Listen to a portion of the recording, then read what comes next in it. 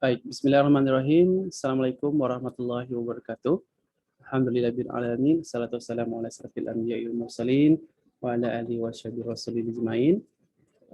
Baik Bapak Ibu semuanya, pada kesempatan yang berbahagia ini saya bersama dengan mahasiswa saya akan mempresentasikan judul penelitian ya pada conference kali ini, yaitu hubungan kepribadian dengan perilaku cyberloafing pada karyawan Universitas Islam Riau.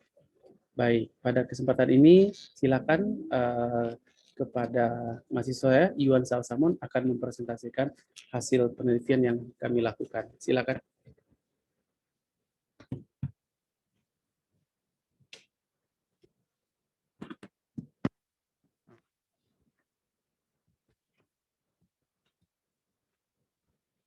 Baik, bismillahirrahmanirrahim. Assalamualaikum warahmatullahi wabarakatuh. Selamat pagi Bapak Ibu dosen semuanya, teman-teman peserta IIUCP. Nah, pada hari ini saya akan mempresentasikan hasil penelitian yang telah kami lakukan, yaitu dengan judul hubungan kepribadian dengan perilaku cyberloafing pada karyawan Universitas Islam Riau. Baik, sebelum menjelaskan lebih lanjut mengenai penelitian ini, alangkah lebih baiknya kalau saya menjelaskan dimulai dari latar belakang penelitian ini. Latar belakang penelitian ini dilatar belakangi oleh organisasi yang menyediakan fasilitas penunjang kerja, salah satunya internet. Nah, sebuah organisasi dalam mempermudah kinerja karyawan dan mempercepat kinerja dengan karyawan biasanya memberikan segala fasilitas penunjang kerja. Nah, salah satu fasilitas tersebut yaitu adanya internet. Nah, menurut Ananda Rajan dan Simmers pada tahun 2005, adanya penggunaan internet di tempat kerja dapat memiliki manfaat seperti keuntungan produktivitas, menyeimbangkan antara pekerjaan dan kehidupan pribadi, meningkatkan keterampilan dan pengetahuan, dan dapat meredam stres. Nah, akan tetapi adanya segala keuntungan yang diberikan oleh adanya internet di tempat kerja tadi, masih terdapat penyalahgunaan internet di tempat kerja. Nah, karyawan biasanya ditemukan menggunakan internet untuk hiburan, bukan untuk keperluan kerja. Nah, aktivitas inilah yang dikenal sebagai cyberloafing. Nah, ini adalah data lapangan yang saya peroleh dari kuesioner yang saya berikan kepada 41 karyawan Universitas Islam Riau. Nah, di sini saya memberikan memberikan pernyataan dan memberikan beberapa pilihan aplikasi yang menjurus pada aktivitas cyber. Nah, di sini dengan pertanyaannya, di sela-sela pekerjaan, aplikasi apa saja yang saudara gunakan untuk hiburan atau lainnya? Nah, bisa dipilih beberapa di sini. Bisa kita lihat dari beberapa aplikasi yang saya paparkan, sebanyak 78% atau sekitar 32 karyawan Universitas Islam Riau itu menggunakan WhatsApp pada sela-sela pekerjaan.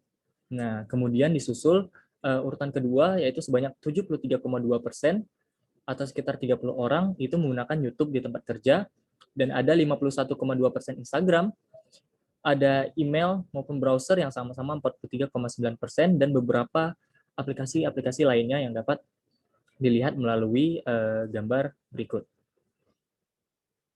Baik, langsung saja. Di sini bagaimana hubungan antara kepribadian dan cyberloafing? Nah, di sini kepribadian itu menjadi salah satu faktor penyebab terjadinya cyberloafing. Osler dan Pollard pada tahun 2012 itu mengemukakan faktor cyberloafing menjadi 3 faktor utama, yaitu faktor individu, faktor organisasi, dan faktor situasi.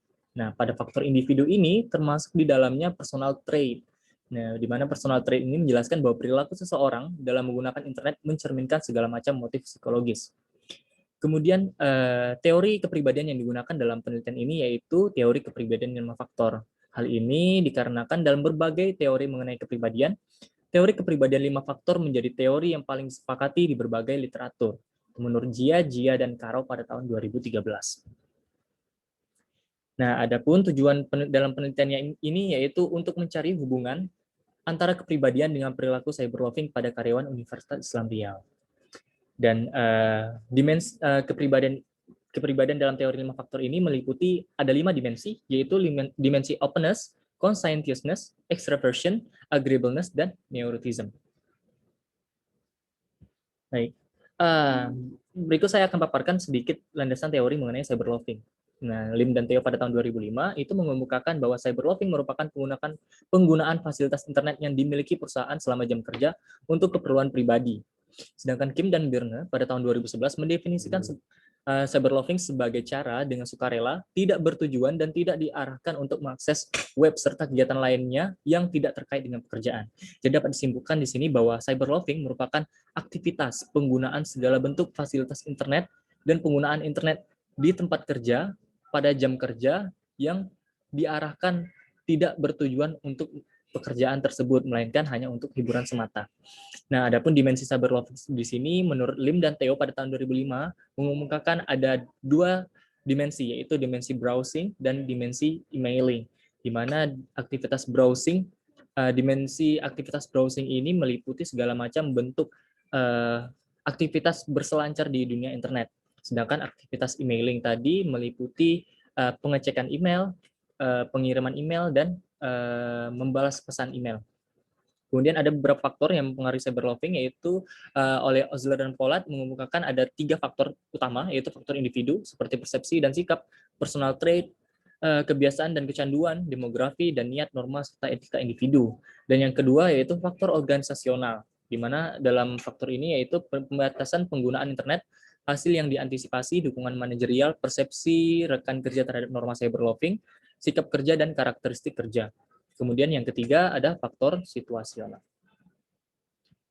Kemudian landasan teori mengenai kepribadian yang dimana di sini menggunakan Big Five personality. Nah, kepribadian itu dapat diartikan sebagai sistem yang tersusun dari beberapa bagian yang memiliki hubungan erat serta saling bekerja sama untuk menciptakan suatu hal yang disebut dengan personality function oleh Pervin, Saffron, dan John pada tahun 2010. Kemudian pada tahun 1981, Goldberg mengatakan bahwa setiap model yang digunakan untuk melakukan penstrukturan perbedaan pada setiap individu akan menghadapi sesuatu seperti 5 dimensi ini. Nah, oleh karena itu, mengapa teori yang digunakan pada penelitian ini yaitu teori kepribadian Big Five Personality atau teori kepribadian 5 faktor. Kemudian dimensi kepribadian Big Five Personality oleh John dan Srivastava pada John Robin Pervin pada tahun 2008. Ada 5 dimensi, yaitu extraversion yang terdiri dari berbagai sifat seperti beraktivitas artistik, kemampuan sosial, serta emosi positif. Yang kedua ada agreeableness, mencakup beberapa sifat seperti altruisme, kepercayaan, kelembutan hati, serta kesopanan. Yang ketiga ada conscientiousness, yang menjelaskan kontrol dorongan diri secara sosial yang berperan dalam perilaku yang diarahkan pada tujuan dan tugas seperti berpikir sebelum bertindak, serta merencanakan, mengatur, dan memprioritaskan pada tugas. Yang keempat ada neuroticism, yang membandingkan kestabilan emosi dan kesabaran dengan emosi negatif, seperti perasaan cemas, gugup, sedih, dan tegang. Yang kelima ada openness, yang menjelaskan keluasan, kedalaman, kompleksitas, serta originalitas kehidupan mental dan pengalaman pada individu. Nah, ini adalah bagaimana gambaran hubungan antara kepribadian dan cyberloving dan penelitian ini, yang mana kami mengaitkan antara 5 dimensi ini ke satu variabel, yaitu cyberloving. Kemudian hipotesis dalam penelitian ini ada 5, yaitu yang pertama adanya hubungan yang positif antara kepribadian openness dengan perilaku cyberloving pada karyawan Universitas Islam Riau. Yang kedua adanya hubungan yang negatif antara kepribadian conscientiousness dengan perilaku cyberloving pada karyawan Universitas Islam Riau. Yang ketiga adanya hubungan yang positif antara kepribadian extraversion dengan perilaku cyberloving pada karyawan Universitas Islam Riau. Yang keempat adanya hubungan yang negatif antara kepribadian agreeableness dengan perilaku cyberloving pada karyawan Universitas Islam Riau. Dan yang kelima, adanya hubungan yang positif antara kepribadian neuroticism dengan perilaku cyberloving pada karyawan Universitas Islam Riau.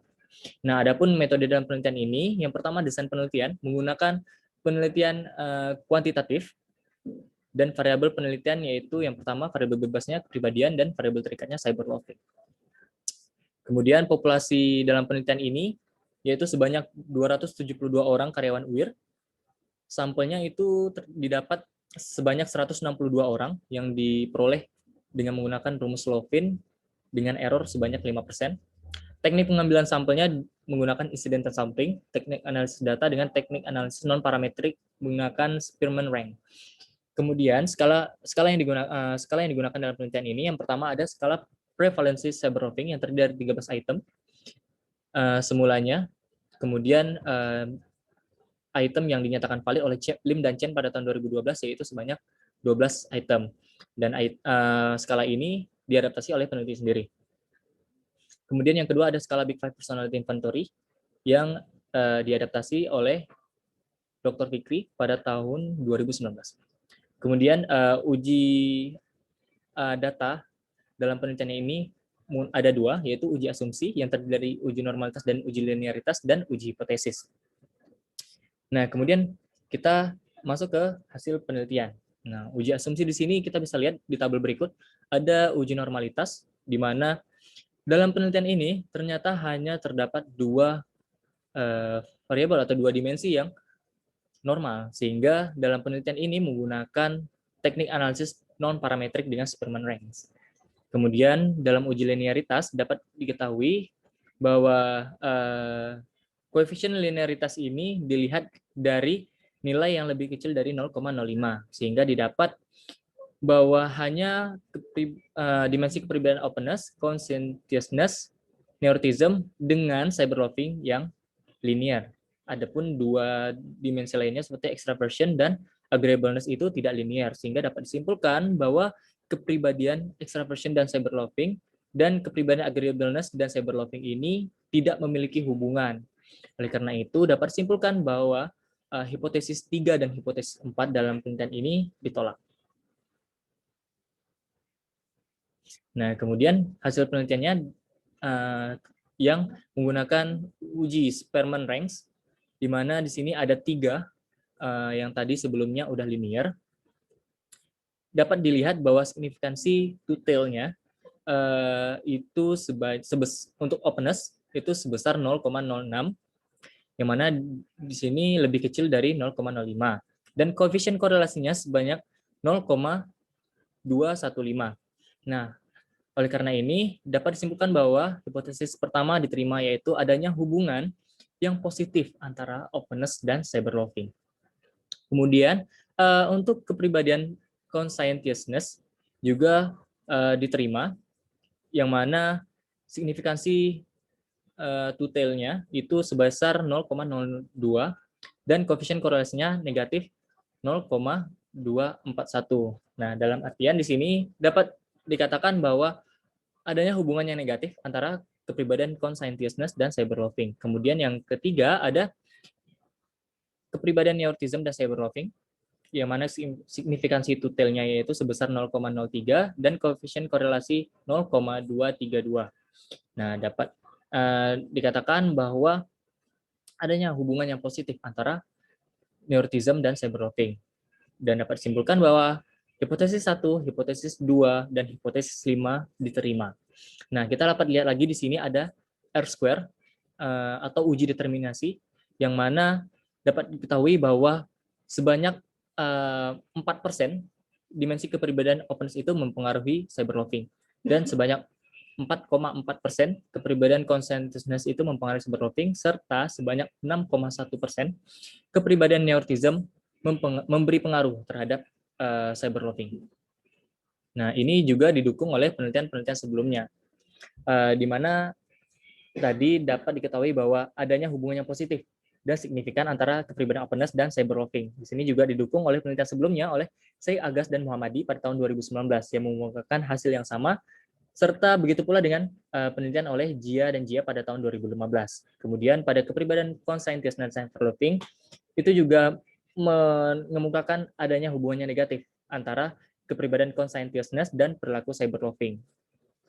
Begitu juga dengan Vargas dan Barber pada tahun 2017 juga memaparkan hasil yang sama.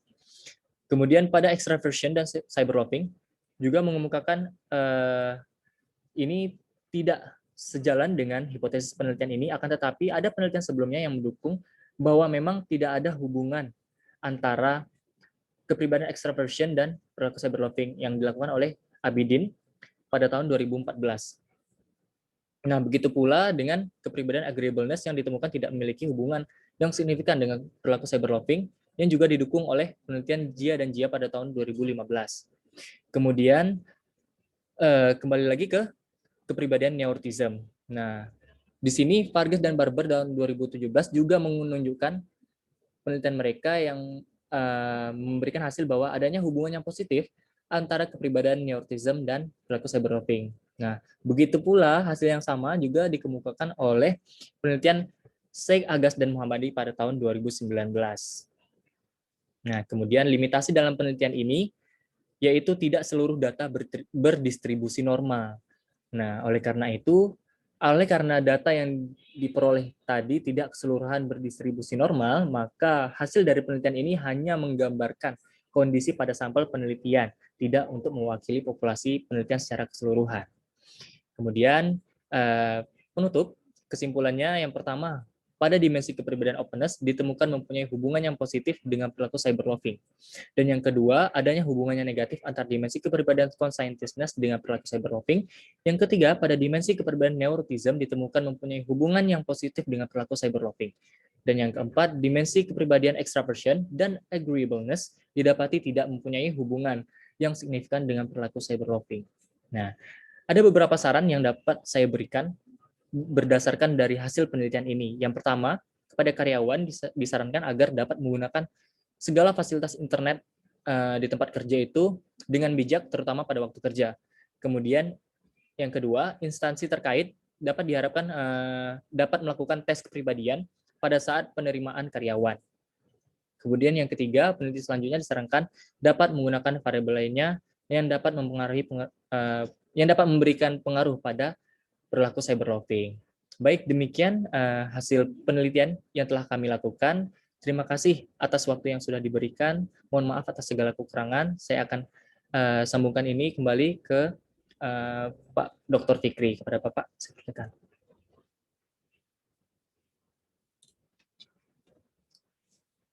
Baik, terima kasih kepada mahasiswa saya yang sudah mempresentasikan hasil penelitian kami berdua, gitu ya.